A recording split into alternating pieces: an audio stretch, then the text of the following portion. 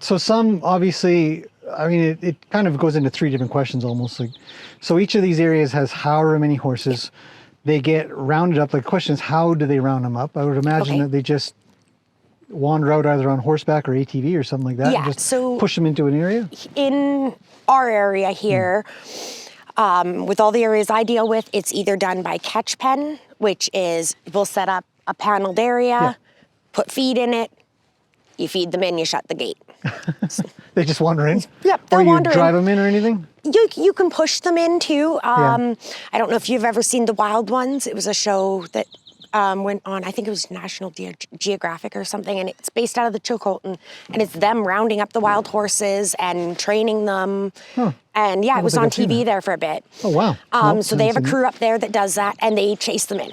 And I've been on many roundups where we go out on horseback and fan out and try and gather them, and you try and focus them onto a point where maybe they normally would cross. Oh, I see. And say they cross this area at this gap and we know it, that's where our pen's gonna be. So they all start coming in, and all of a sudden they go through their gap, they're caught. Yeah. And then you shut your gates, right? Yeah. So some, I would imagine some get let back out and some get taken off.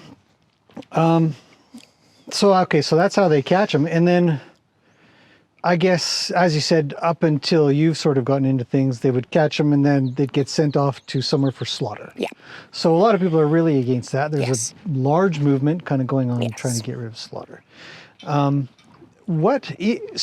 if right now there's people working in Merritt and there's people working in Kamloops, and there's you here in the southern area, what would you have an idea of what percentage don't make it to a place like this where they can be adopted out? Would you have any idea about that? So down here, 7 years ago, when we really picked things up and started tracking better and controlling things better, when we started, the Oliver Osoyoos area had approximately 800 to 900 wildies on it. Okay.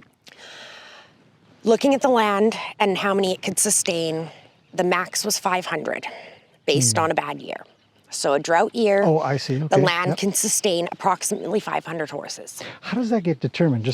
So they look at how much grasslands, the area, if you have this much area and this much grass growth, each section can support how many horses, right? Who determines that? Because obviously it's not the government anymore. No, it's done internally through the reserves, they have, they'll bring in people who specialize in that kind of thing, and they'll tell them, hey, on this land, you guys should only have this many. 500, that's it. Yeah. So in the first few years, then they had to get those numbers down dramatically. So the first few years, I went to them and I was like, hey, I knew they were doing it, and it was like, can I buy a baby? Is how I got into this. I was a little sneaky. Just want to buy one baby, please. Hey, I need a new project. Yeah. And they're like, okay, well, you know where the pen is. Pick one. Go take a look. Let me know what you want. Yeah. And I took some photos and I sent to a select group of people. Yeah. And there was 11 there, and I had 9 of them committed to by the time I called him. Wow. And I called and said, hey, can I take them all? Can I take all the babies? Yeah. And they were like, why? What do you want all these babies for? You're ridiculous. Whatever, fine. Sure. So I bought all the babies. Yeah. And I sold them all. That's fantastic. Found them all little homes. What a great story. How long ago was this? 7 years ago. 7 years ago, when you got started. Yeah. And you're hooked. I've been working with the Wildies before that, but that was really my first push into finding placement for them, right?